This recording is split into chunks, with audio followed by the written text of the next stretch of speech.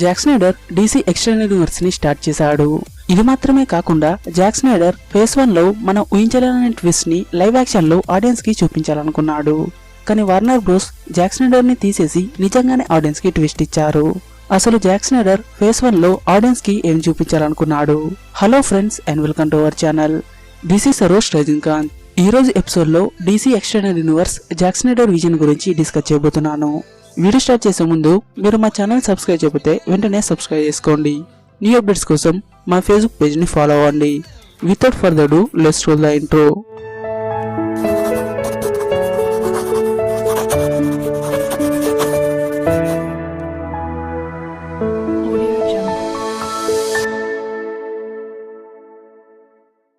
ముందుగా మనం Jack Snyder cut గురించి డిస్కస్ చేద్దాం. ఫ్యూచర్ లో Warner bros Jack Snyder cut ని రిలీజ్ చేస్తారా? నా ఒపీనియన్ చెప్పాలంటే లేదు.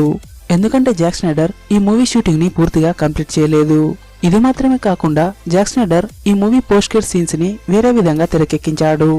జాక్ స్నైడర్ తన కూతురు చనిపోవడంతో ఈ ప్రాజెక్ట్ ని మధ్యలోనే విడిచిపెట్టాడు.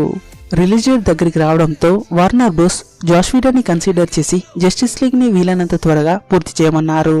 అలాగే ఈ మూవీ స్క్రీన్ టైం ని కూడా తగ్గించమన్నారు. ఈ రీజన్ వల్ల జాష్ వీడన్ మూవీలో ఒరిజిన్ సీన్స్ అన్నిటిని రిమూవ్ చేసి 3 అవర్స్ మూవీని 2 అవర్స్ చేశాడు. ఇప్పుడు జాక్ స్నైడర్ జస్టిస్ లీగ్ ట్రిలాజీ గురించి డిస్కస్ చేద్దాం. జాక్ స్నైడర్ ఇంటర్వ్యూలో justice league and justice league sequel గురించి మాత్రమే డిస్కస్ చేశాడు. కానీ Jack Schneider justice league final part script ని కూడా కంప్లీట్ చేశాడు. కానీ ఇది అఫీషియల్ గా జాక్ స్నైడర్ రివీల్ చేయలేదు. కానీ ఇది అఫీషియల్ గా కెవిన్ స్మిత్ ఇంటర్వ్యూలో రివీల్ చేశాడు. కెవిన్ స్మిత్ ఎవరని ఆలోచిస్తున్నారా? కెవిన్ స్మిత్ హాలీవుడ్ లో రైటర్ అండ్ డైరెక్టర్ అని చెప్పొచ్చు. అలాగే Kevin Smith Justice League 2 and trilogy plots ను కూడా రివీల్ చేశాడు. ముందుగా మనం జస్టిస్ లీగ్ లో ఇంపార్టెంట్ సీన్ గురించి డిస్కస్ చేద్దాం. జస్టిస్ లీగ్ లో ఈ సీన్ మీకు గుర్తుండే ఉంటుంది. ఈ ట్రైలర్ లో రెడ్ కేప్ ని చూసి చాలా మంది ఆడియన్స్ ఇక్కడ సూపర్ మ్యాన్ ఎంట్రీ ఉంటుందని ఎక్స్పెక్ట్ చేశారు. కానీ ఇక్కడ యాక్చువల్ గా గ్రీన్ ల్యాంటర్న్ ఎంట్రీ ఉండేది. కానీ Kevin Smith Green Lantern role కోసం ఎవరిని కాస్ట్ చేశారో వివరించలేదు. జాక్ స్నైడర్ గ్రీన్ ల్యాంటర్న్ కేమియోని మాత్రమే జస్టిస్ లీగ్ లో చూపించాలనుకున్నాడు. అసలు ఈ సీన్ లో హల్ జార్డన్ ఆల్ఫ్రెడ్ తో ఏం మాట్లాడుతున్నాడు? చెప్పాలంటే హల్ జార్డన్ ఒక ప్రమాదం ఎర్త్ వైపు వస్తుందని బ్యాట్మ్యాన్ ని మరియు ఆల్ఫ్రెడ్ ని హెచ్చరించడానికి వచ్చాడు. కానీ ఈ సీన్ లో బ్యాట్మ్యాన్ జస్టిస్ లీగ్ తో కలిసి స్టెఫెన్ వుల్ఫ్ ని అడ్డుకోవడానికి వెళ్లాడు.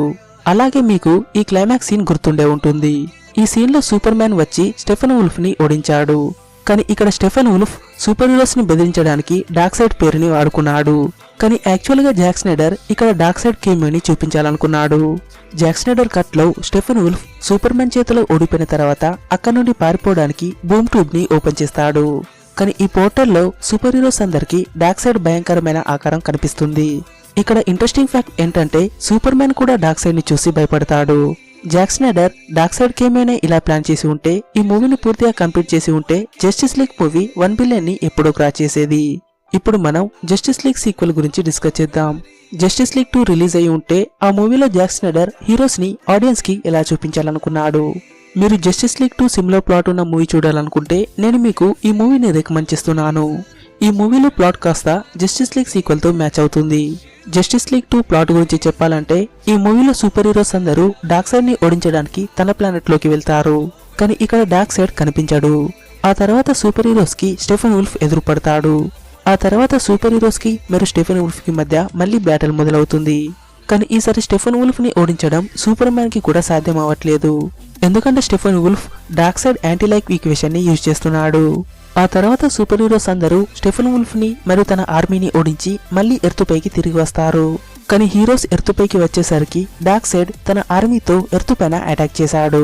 యాక్చువల్ గా డార్క్ సైడ్ సూపర్ హీరోస్ పైన అటాక్ చేయడానికి ఎర్తుపైకి వచ్చాడు. కానీ సూపర్ హీరోస్ అందరూ డార్క్ సైడ్ కోసం తన ప్లానెట్ కి వెళ్లారు. జస్టిస్ లీగ్ ఎర్త్ కి డ్యామేజ్ కాకుండా ఉండడానికి డార్క్ సైడ్ ప్లానెట్ కి వెళ్లి అక్కడ యుద్ధం చేయాలనుకున్నారు. డార్క్ సైడ్ అటాక్ లో చాలా మంది చనిపోయారు.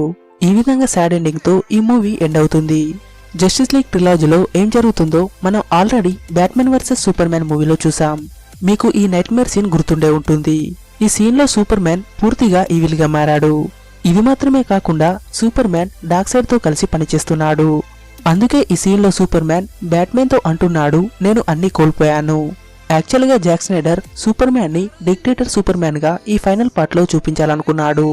జాక్ స్నైడర్ ఈ స్టోరీ లైన్ ని ఇంజస్టిస్ కామిక్ సిరీస్ నుండి అడాప్ట్ చేసుకున్నాడు. డార్క్ సైడ్ అటాక్ లో Superman mother and Lois Lane కూడా చనిపోతుంది. ఈ రీజన్ వల్ల సూపర్ మ్యాన్ పూర్తిగా ఈవిల్ గా మారాడు.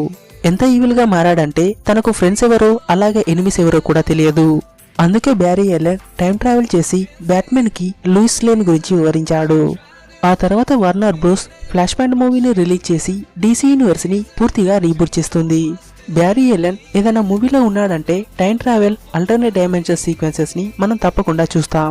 అలాంటిది తన సోలో మూవీలో ఎలాంటి టైం లైన్స్ ని చూడాల్సి వస్తుందో ఒకసారి మీరే ఆలోచించండి.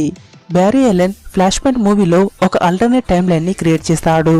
ఈ విధంగా బ్యారీ ఎలెన్ ఈ మూవీలో డార్క్ సైడ్ చేసిన నష్టాన్ని పూర్తిగా కవర్ చేస్తాడు. ఈసారి డార్క్ సైడ్ తో ఫైట్ చేయడానికి Martin man Hunter, atom, green lantern and Shazam లాంటి క్యారెక్టర్స్ కూడా ఈ టీంలోకి ఎంట్రీ ఇస్తారు. జాక్ స్నైడర్ DC యూనివర్స్ లో ఉంటే ఈ మూవీస్ అన్నిటిని మనం చూసి ఉండేవాళ్ళం. కానీ ఇప్పుడు ఆ ఛాన్స్ లేదు. మీకు జాక్ స్నైడర్ విజన్ ఎలా అనిపించిందో కమెంట్స్ లో నాకు తెలియజేయండి. అలాగే మీరు మా ఛానల్ని సబ్స్క్రైబ్ చేయకపోతే వెంటనే సబ్స్క్రైబ్ చేసుకోండి. న్యూ అప్డేట్స్ కోసం మా ఫేస్బుక్ పేజ్ని ఫాలో అవ్వండి. Thanks for watching. Signing off Rajinikanth.